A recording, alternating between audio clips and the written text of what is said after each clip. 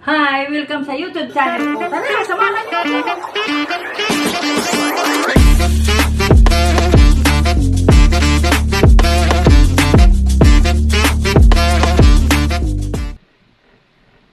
Welcome sa Ningdako TV. Bago ang lahat, shout out kay Rinaldo Santia. Thank you. Bago ako mag-umpisa, humihingi po muli ako sa inyo na muli niyo akong i-follow, subscribe at i-like. Maraming salamat sa inyo. May isa akong viewers galing Iloilo, nagpakilala pa sa akin. You ask if my necklace is real. Ito lang masasabi ko sa iyo. You don't know anything about my life. Who are you? If my blood hate you, I don't mean to. I don't know you, okay? Patuloy tayo sa vlog ko. Kuminsan bakit may babae na napilitan mag-cheating o magloko kahit mahal nila ang isang lalaki.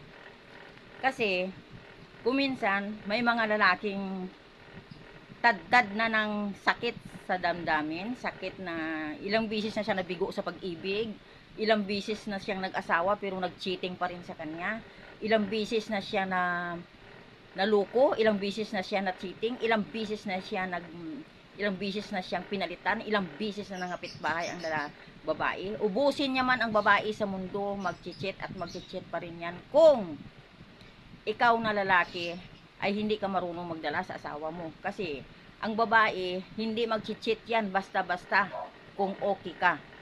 Yan ang tandaan nyo mga lalaki. Ang babae hindi basta-basta mag-cheat yan o magloko yan kung kontento sa iyo. Kasi kuminsan ang mga babae napapagod na, nauumay na din at sobra na. Hindi katulad ng lalaki na kunting diferensya lang mag-cheat agad sila. Yung mga babae hindi.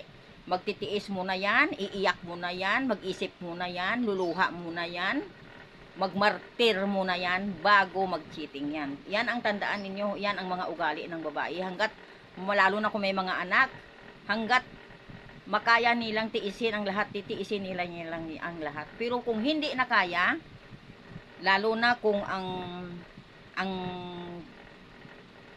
nakikialam ang pamilya, yan talaga ang number one na napilitan ang babae mag-cheating. Napipilitan ang babaeng umalpas sa'yo, lumayo sa'yo, magkaroon man siya ng magandang pagtingin ng isang lalaki sa kanya. Kuminsan diba kay Sir Tulfo, marami nagsasabi na, bakit ka nag-cheating? Kasi po dito ko naranasan sa lalaki na ito ang nirespeto niya ako. Dito ko po naranasan sa lalaking itong pagmamahal na totoo. O, di ba? Kahit marami na siyang anak, iniiwanan niya kasi ganun ang babae. Magtitiis muna 'yan. Kaya yung mga lalaki, may mga lalaki kasi na sa loob ng bahay nakikialam. Lahat na kilos ng babae pinapakialaman. Lahat na kilos ang ng babae gusto nasa number. Lahat na kasi ano na siya wala na siyang tiwala sa babae. Ang tingin niya sa babae, lahat manluloko. Ang tingin niya sa babae, lahat ay mga tarantado. Ang tingin niya sa babae. Bakit ka pa nag-asawa kung iyan pala ang tingin mo sa lahat ng mga babae? Kung tad-tad ka na ng kabiguan, kung tad-tad ka na ng cheating, o tad-tad ka na ng panluloko, o tad-tad ka na ng pangabitbahay ng babae mo sa'yo. Dapat hindi ka na nag-asawa kasi kung mag-asawa ka, iwanan at iwanan ka pa rin kung hindi ka magbabago. Kasi ang babae, kaya nag-asawa yan, naghahanap yan ng tahimikan din sa buhay. Naghahanap yan ng makontento sa buhay. Naghahanap din yan ng lalaking magmamahal sa kanya ng tunay. Naghahanap din yan ng pagmamahal na irespeto siya. Naghahanap din yan ng lalaki na mamahalin siya. Kung kayong mga lalaki ay naghahanap din na mahalin kayo, ang babae mas lalo pang naghahanap yan. Kaya sana, sa lahat ng mga mag-asawa, sinasabi ko lang sa inyo, unawain nyo rin ang babae. Kung ano yung karapatan ng babae sa loob ng bahay, ibigay ninyo kahit kayo ang naghanap buhay. Kasi kahit kayo ang naghanap buhay, karapatan yung pakainin yung babae. Yan ang talo ninyo. Yan ang talo ninyo sa babae. Kaya sana maisip din ninyo na hindi porket babae pinapakain ninyo, basta-basta na lang ganun ang gagawin ninyo. ganito ang gagawin mo, ganito ang gagawin mo, ganun ang gagawin mo, ay nako, hindi tatagal ang babae sa'yo, tandaan mo yan. Kaya habang maaga pa na sinasabi ko na sa inyo, kung sino man, wala akong binabanggit na kung sino, kung sino kayo, wala akong binabanggit na kung sino kayo, basta yan ang gusto kong i-vlog sa araw na ito. Para din ito sa mga lalaki, para matuto din kayo, kasi may mga lalaki na talagang sobrang istikto. Sobrang istikto sa buhay. Lalo na yung mga lalaki na tad-tad na rin ng cheating ng isang babae o ng panluloko o ng sakit sa ulo, sakit sa pag-iisip, na depressed na nako. Please lang, unawain mo rin ang babae. Hindi porket ikaw ang naghanap buhay ay dinamber ang babae sa loob ng bahay. No, no, no, no, no, no.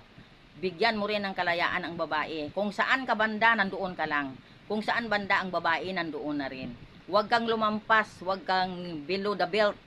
Yan ang sinasabi. Magrespetuhan lang. Kung nagkamali ang asawa mo, pagsabihan mo, isang bisis, dalawang bisis, ganun. Pero huwag yung naman nang paulit-ulit kasi lahat na bagay ay napupundi. Ilaw ay napupundi. Lahat ay may katapusan. Lahat ay may hangganan. Lahat ay may end. Kahit pelikula may end. Yan ang isipin ninyo. Ang isipin lang ninyo at yung nasa puso ninyo, yung mananatili ang babae sa inyo. Para hindi kayo masabi na ano yung diferensya ninyo. Sige, yan lang masasabi ko sa inyo. Kasi yan ang gusto ko i-vlog sa araw na ito. Sana mayroong mga lalaki dyan, hindi talaga lahat, hindi ko nila lahat, pero mayroong lalaki na ganyan. Kaya, sana makita na kung ano kayo, kung ano ugali ninyo. Ano ninyo, bigyan ninyo ng karapatan ang babae sa loob ng bahay, unawain, irespeto bilang babae. Kahit kayo naghanap buhay, kahit saan kayo magtanong, kayong mga lalaki, karapatan ninyong pakainin ang babae. Yun, sa gusto niyo saka sa hindi. Yun ang totoo. Ngayon, kung mayroong babae na magtutulong sa inyo, na magtulong sa financial ninyo, edi salamat, thank you Lord, thank you Lord. Ganun lang yun. Sinuswerte lang yun. Kanya-kanya tayong swerte sa buhay. Kaya dapat isipin ninyo, kung swerte ang babae sa inyo, dapat swerte din kayo. Ganun din yun. Para pantay. Sige na, ingat, I love you. Sana wag kayong masaktan sa mga sinasabi ko dahil yan ang totoo. Totoo lang sinasabi ko. Sa mga, kung mayroong mga kabit na nasagasaan ng vlog ko, sorry, hindi ko sinasadya. Wala akong binabanggit na pangalan. Wala akong tinutukoy. Basta kung kabit ka, yun lang. Thank you very much.